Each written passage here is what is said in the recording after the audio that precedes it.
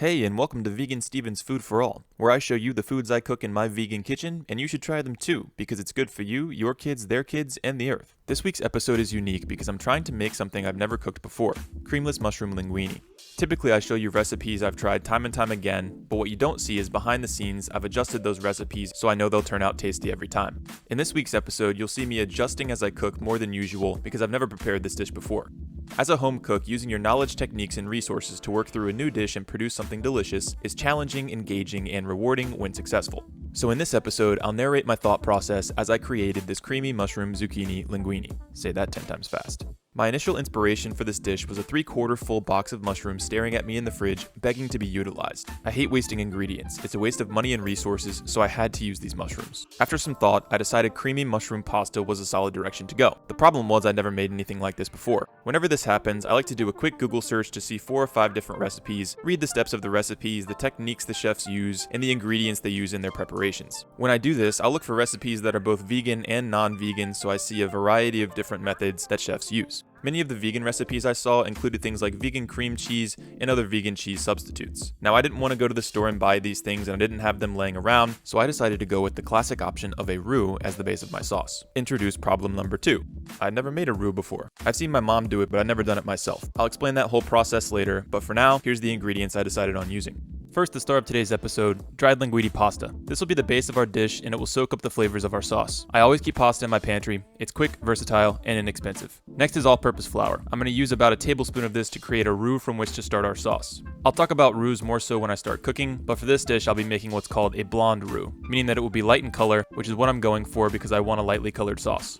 Next up's that 3/4 full box of mushrooms. I'll be finely mincing some of these and putting them in my sauce, and slicing some to saute and incorporate with the pasta at the end. A shallot which I'll finely mince and incorporate into my sauce, some leftover zucchini, and some garlic. I always have garlic on hand. It keeps for weeks and goes in so many different delicious dishes. Next, we have a dish that I'm going to reserve some of my pasta cooking water into. I'll discuss this in depth later, but it's always nice to have some pasta water on hand when you're finalizing some pasta sauce. Here's my almond milk. Once the base of my sauce is built, I'll add almond milk bit by bit until I reach a cream-like sauce. Almond milk is very mild. The sauce will not taste like almonds. Some staple spices from my pantry. Here I have black pepper, red pepper flake for a bit of heat, and of course, salt. And lastly, some leftover parsley from a previous dish. I'll throw this in at the last second to brighten up the pasta and give it a bit of green color.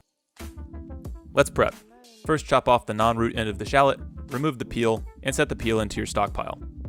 Make some horizontal then vertical slices. Space these tightly together. We're going for an ultra fine mince here because we want to fully incorporate this finely minced shallot into our sauce. You could use a food processor for this, but for me, prepping one shallot is like an hour of meditation for a Buddhist monk, so I'm going to stick with my knife.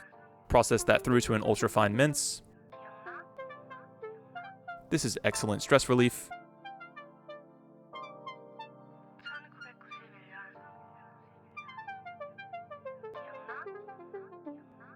Wipe your knife down and move on to your garlic. Chop the root off, give it a light bash, press it against your cutting board to remove the cloves. Make some horizontal then vertical slices. And finally mince. Don't forget to add a sprinkle of salt as an abrasive to break down the garlic more quickly and to prevent the garlic from sticking to your knife.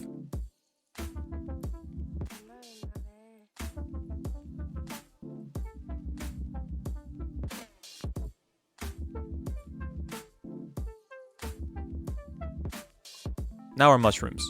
I'm going to wash these by dunking them in water and drying them off at the last second. This is because if I wash my mushrooms too soon, they'll start to discolor and they won't look very nice. Stems go to the stockpile. Now to get my mushrooms ready for the sauce, I'm going to first slice them in one direction. Stack them up, slice again. Then turn my knife and process through to a dice.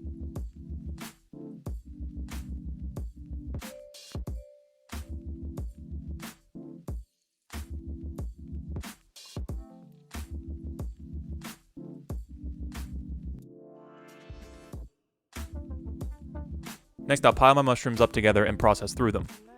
Now this looks like a lot of mushroom, but mushrooms hold a lot of water, so when you cook the mushroom down, the water will evaporate and the mushroom will shrink up. In total, I processed through these mushrooms for a full minute.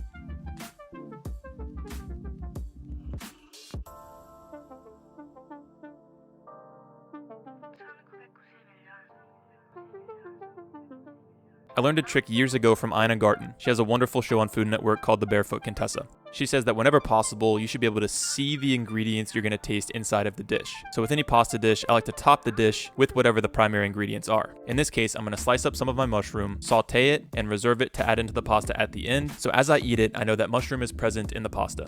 Stems go to the stockpile, chop off the ugly bit, toss that in the stockpile, and slice up my mushrooms, then set to the side.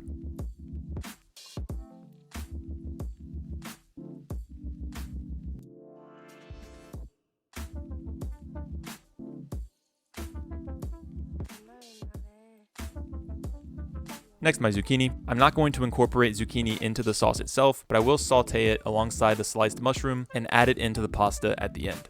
Take your time as you slice through the zucchini. We want nice even slices so it looks good and cooks evenly.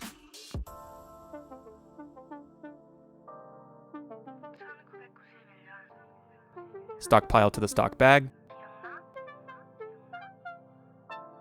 And we'll move on to our parsley. I'm chopping off about 1 cup here. Chop through this with one hand until it's manageable. Yes, you must use one hand. It's fun. Once it's manageable, process it through into a mince. About 2/3 of this is going to go into my sauce at the end, and I'll save about 1/3 of it to garnish my pasta once it's plated. And over to the camp stove we go. I'll be using the pan on the left to saute my mushrooms and zucchini, and the pan on the right to build my sauce. Off camera, my linguine pasta is cooking on a normal stove in heavily salted water for 1 minute less than the package directs. I'm cooking the pasta slightly less than directed because I want it to be barely al dente, at which point I'll throw it into my sauce to finish cooking and soak up the flavors of the sauce. In addition, while the pasta cooks, I'll reserve about 1 cup of the pasta water just in case I need it to finish my sauce. Here I have a shallow pan. I'll add about 1 tablespoon of olive oil. Toss your vegetables in there and mix them to coat them evenly with oil.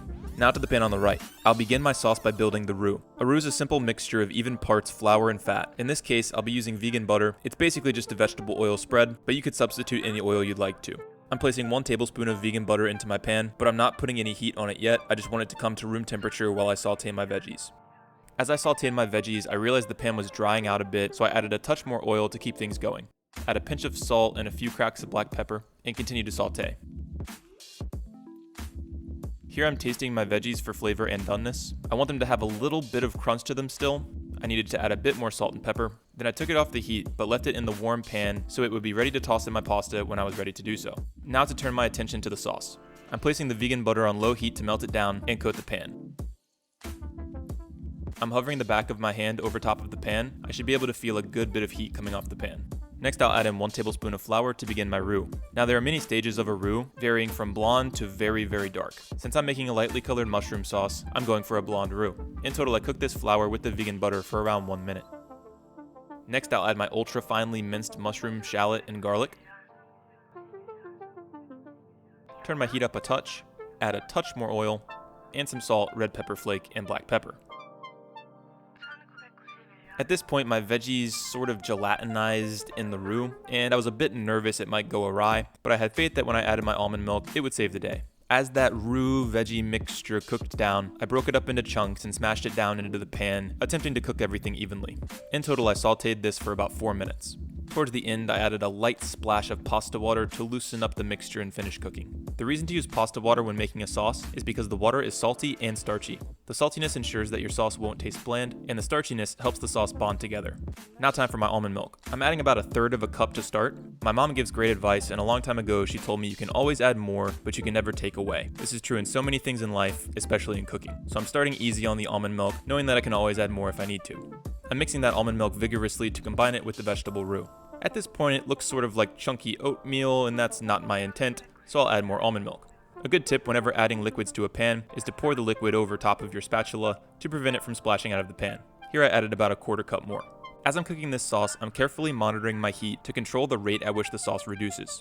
When someone says a sauce is reducing, it just means that the water inside of the sauce is evaporating out of it. See the steam above my sauce? That's the evaporating water. As this reduction process occurs, 2 things happen. The flavors of the sauce will concentrate, and the sauce will thicken. Whenever making a sauce, if the sauce appears too thick, just add more liquid. This is where it's handy to have the pasta water on hand, because the pasta water is pretty salty, so it shouldn't water down your sauce too much. Over the next few minutes, I'm adding a bit more almond milk, about 1/3 of a cup or so, and a little bit of pasta water here and there, until I get to what I think looks like a mushroom cream sauce. At this point, I'll taste it. It tastes pretty good to me, but my sauce needed a bit of acidity. I could tell because it was a bit too fatty and sort of coated over my tongue. Adding some acidity will fix that problem and balance out the sauce. Luckily, I had a lemon on hand, so I'm going to use that. If you didn't have a lemon, you could add a bit of white wine, but you would definitely want to cook that out for a few minutes to evaporate the alcohol. And in a real pinch, you could add a bit of vinegar, but I would go really conservative on that. Remember, you can always add more, but you can't take away. I'm going to add in a little sprinkle of nutritional yeast. It'll bring a bit of cheesy flavor and some nutritional value. For more information on nutritional yeast, check out my spaghetti squash video.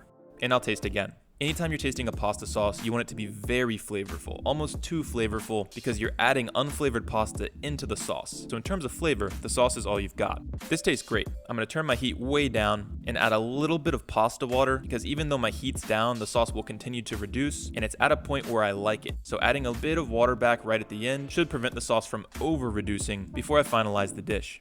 Next, I'll add my pasta. Ideally, you do this straight from the pasta water into the sauce. I didn't do this because my kitchen setup's a little whack for making cooking videos, so I'm kind of winging things here. My pasta was sticking together because I let it rest too long after cooking, and my self-doubt started slowly creeping in. I even thought I might have to scratch this entire video. This might be a non-useful video. But once I started mixing up the pasta into the sauce and adding a bit of pasta water to loosen everything up, things started coming together. Once everything's mixed, I'll give it a taste. It needed a bit of salt, and it was a bit dry, so I added a little bit more pasta water. In with my sauteed veggies. About 2/3 of the parsley I prepped earlier. One more taste. It needed a little bit more lemon juice. And we're good. Now, whenever plating a lengthy pasta like this, pull it out of your pan and over to your plate, and slowly release the pasta from your tongs as you rotate your plate. This allows the pasta to sort of twirl underneath, creating a base on which to build height. I apologize for the view here, I'm still learning. Top it with some parsley, sprinkling from high above, and you're all finished. All in all, I was really satisfied with this dish. It genuinely tasted creamy, while being balanced by the acidity of the lemon juice and the freshness of the parsley. Total cost for this entire meal comes to around $5. In future videos, I'll be including exact total cost calculations. I hope you'll try this at home, and try cooking on the fly at home. It's a great way to use leftover ingredients, exercise your creativity, and test your cooking knowledge. Be sure to subscribe below for more cooking videos. Thanks.